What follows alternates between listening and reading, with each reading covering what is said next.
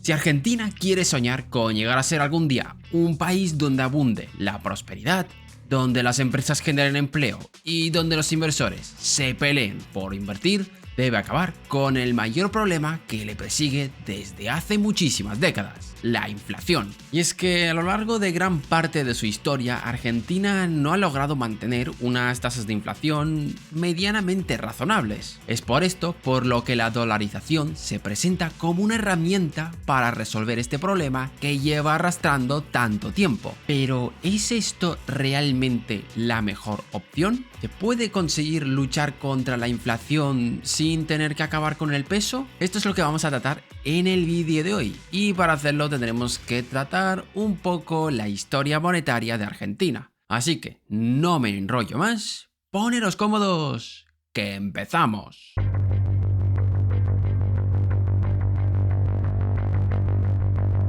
La causa de la inflación de Argentina tiene nombre y apellido, es el déficit fiscal.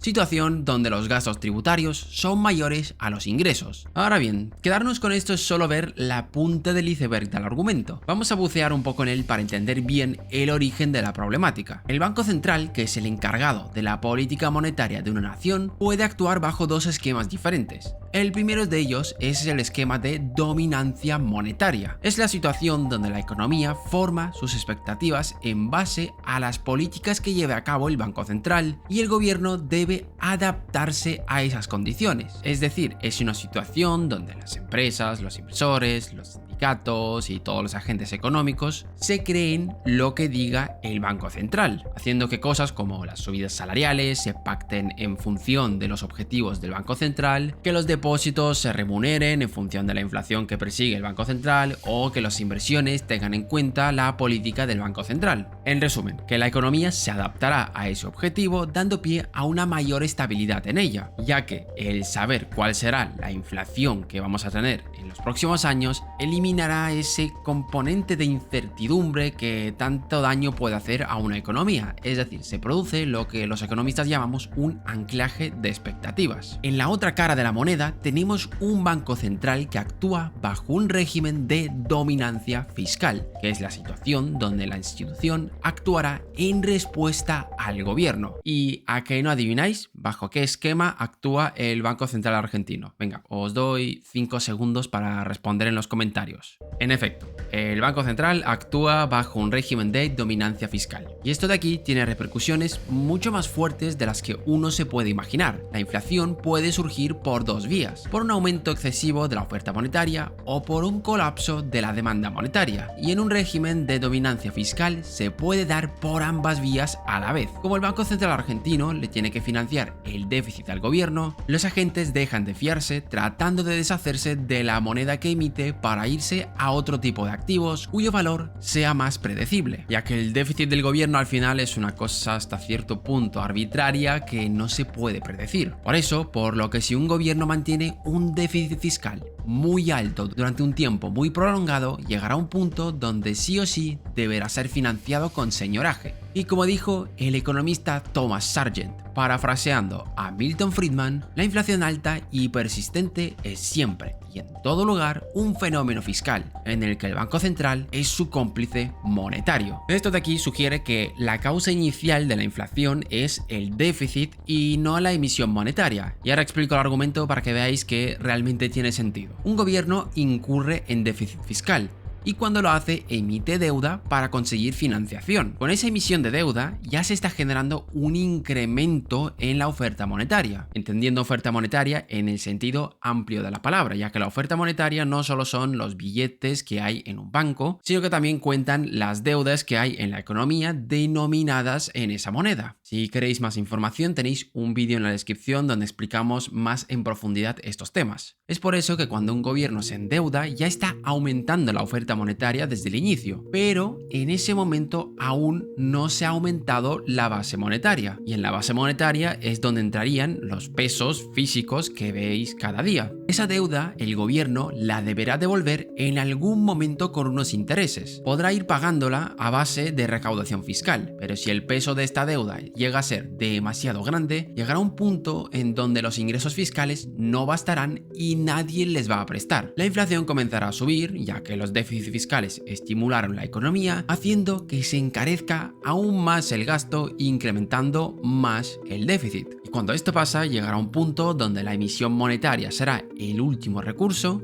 y cuando eso ocurre entramos en ese escenario donde la inflación empieza a crecer de forma exponencial. Pero la curiosidad de esto es que durante las hiperinflaciones, el masivo aumento de billete que vemos es consecuencia y no la causa. El déficit se ha descontrolado de tal forma que la única vía de aguantarlo es mediante emisión monetaria, siempre que, en palabras de Sargent, el Banco Central sea su cómplice. Y en ese momento, el Banco Central perdería absolutamente toda su credibilidad. Ahora bien, ¿cómo ha llegado Argentina a esta situación? ¿Cómo ha perdido el Banco Central toda su credibilidad? Para responder a esto tendremos que viajar al pasado y no empezó con Perón, empezó mucho antes.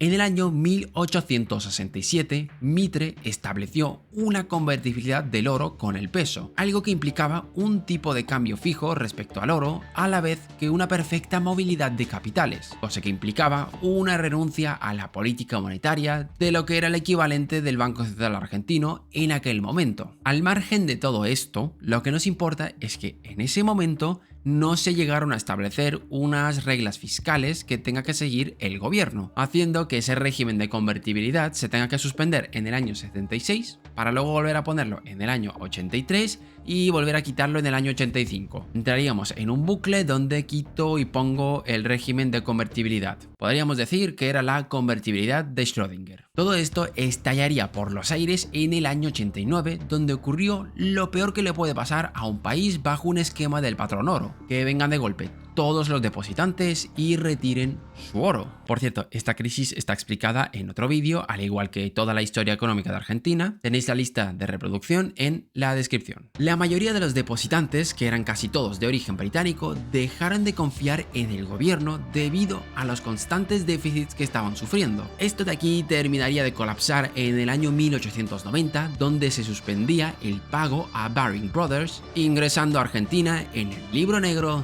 de las naciones insolventes. Lo que originó esta crisis es que los bancos privados tenían la capacidad de emitir nuevos pesos. El gobierno incurría en déficits y constantemente le pedía prestado a los bancos hasta llegar a un punto donde esto se hizo insostenible y acabó como acabó. Es por eso por lo que, para evitar futuros colapsos, se creó lo que se llama caja de conversión, que iba a ser la única autoridad monetaria capaz de emitir pesos nuevos dentro de la economía, y también se trató de limitar la cantidad de deuda que puede tener el gobierno. Con esto y un par de ajustes fiscales se volvería al patrón oro en el año 1899. Parecía que el régimen, ahora sí, se estaba manteniendo más o menos estable, pero duraría bastante poco, concretamente hasta la Primera Guerra Mundial. En el año 1914, el comercio internacional colapsaría debido a la guerra y la economía argentina en aquel momento era muy dependiente del exterior. Concretamente dependía de los ingresos obtenidos de los impuestos al comercio. Esta caída de ingresos exteriores llevaría a una fuga masiva de oro que forzaría a abandonar nuevamente el patrón oro, el cual se volvería a imponer en el año 27, pero ¿sabéis lo que pasó 2 años después? Exactamente, la Gran Depresión, y se volvería a suspender el patrón oro, pero esta vez de forma definitiva, y no solamente se acabaría con el patrón oro, sino que también se eliminaría la caja de convertibilidad. Y con esta suspensión del patrón oro y de la caja de convertibilidad entraríamos en una etapa donde la inflación argentina superaría con bastante tranquilidad los 2 dígitos. Antes de eso, los desequilibrios no acababan en hiperinflación, ya que el patrón oro en cierta medida lo limitaba, pero ahora ya no existía ese límite.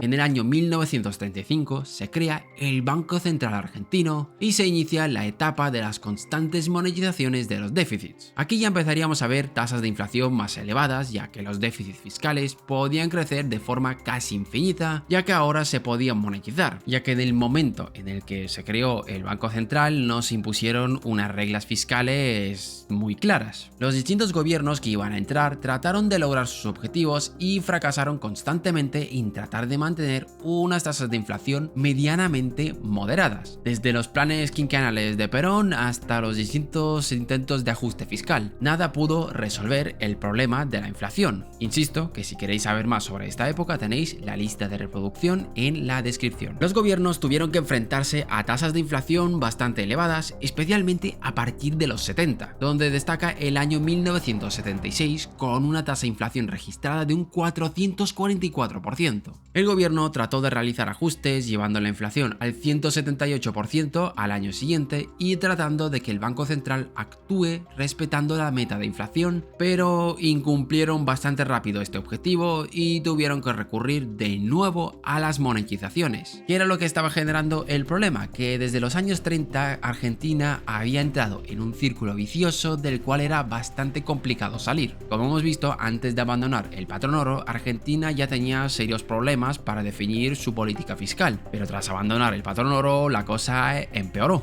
Cuando el gobierno incurría en déficit, estaba subiendo la inflación, haciendo que la demanda de dinero caiga, y esto a partir de los 70 impulsaría la dolarización informal de la economía argentina, cosa que erosiona aún más el valor del peso, ya que cuando una persona cambia pesos por dólares está dejando de demandar pesos para demandar dólares, y cuando la demanda de algo se va por los suelos, su valor también lo hace. En el caso de una moneda, esto se traduce en devaluación. Esto de aquí empeora con el conocido efecto como Olivera-Tanzi, donde la inflación erosiona el valor real de los impuestos, generando mayores déficits, obligando a monetizar de nuevo. Vamos a explicar esto con más detalle. Los impuestos se cobran en términos nominales, pero los gastos debido a la inflación suben más, ya que los precios de los bienes y servicios se actualizan más rápido, haciendo que esa recaudación no sea suficiente, obligando a emitir más deuda para financiar esta falta de impuestos, y así es como entramos en el famoso círculo vicioso, círculo que llevaría a Argentina a tener una hiperinflación de un 3000% a finales de los 80. Ahora bien,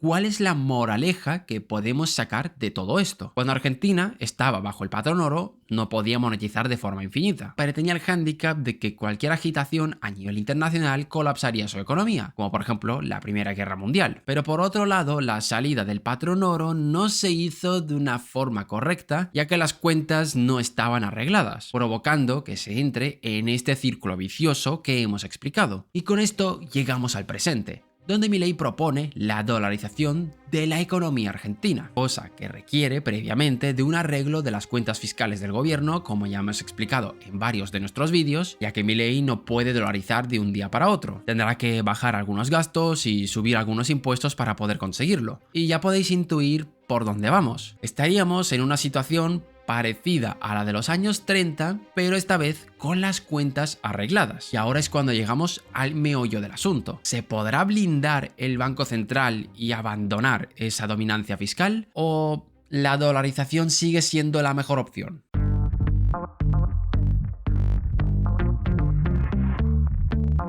Tanto para poder lograr la independencia del Banco Central como para dolarizar, Milei debe llevar a cabo una convención constituyente que le autorice a modificar la constitución del país. Para ello, debe obtener una mayoría tanto en la Cámara de los Diputados, compuesta por 257 miembros, y en la Cámara de los Senadores, con 72 miembros que representan a las provincias, y después de esto debe ser aprobado por el pueblo por una mayoría simple. Y los números a día de hoy no cuadran. Solo en la Cámara de los Diputados, Unión por la Patria tiene el 38% del total de los diputados, haciendo imposible conseguir la mayoría, y está subiendo que otros bloques como Frente Izquierda o UCR no voten en contra. Y en el caso de los senadores, el panorama es aún peor, donde la Unión por la Patria tiene el 45% de estos. Tanto la dolarización formal como la independencia del Banco Central son bastante difíciles de lograr, pero Milei lo que quiere hacer es aprovecharse de un vacío legal, no es exactamente un vacío legal, pero bueno, para entenderlo lo llamaremos así, y es establecer un régimen de libre competencia de moneda, que esto no lo prohíbe la Constitución. En la práctica es casi lo mismo que dolarizar, ya que lo cómodo al final es usar todos la misma moneda, y como Argentina está ya prácticamente dolarizada, esa moneda va a ser el dólar. Por eso Milei dice que va a imponer un régimen de libre competencia, ya que dolarizar de forma formal no puede. La ventaja, si se consigue blindar el Banco Central, es que será bastante complicado revertirlo en un futuro, por no decir prácticamente imposible, sobre todo si se consigue mantener la inflación. Intenta convertir al pueblo a que se vuelva al régimen anterior, donde veían tasas de inflación superiores a los 3 dígitos. También se necesitaría una reforma en la forma de elegir los gobernantes del Banco Central, ya que hoy en día son elegidos por el presidente vía decreto. Pero bueno, primero habría que conseguir los apoyos.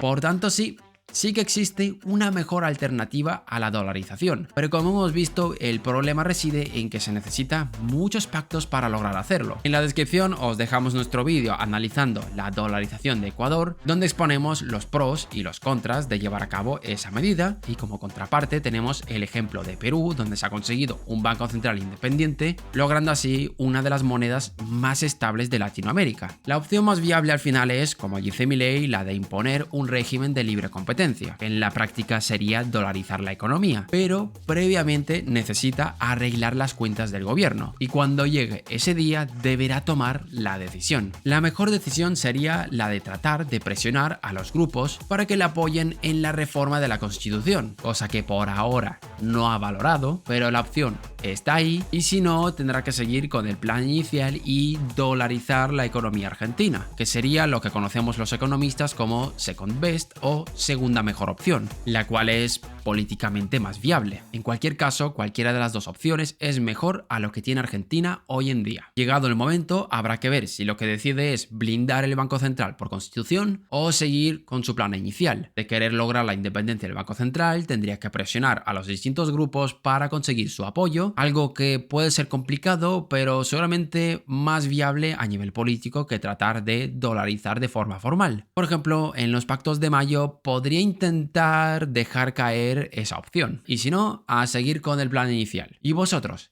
¿Qué pensáis que debería hacer? ¿Dolarizar o conseguir un banco central independiente? Os leemos en los comentarios, gracias por vernos un día más y nos vemos en el próximo vídeo.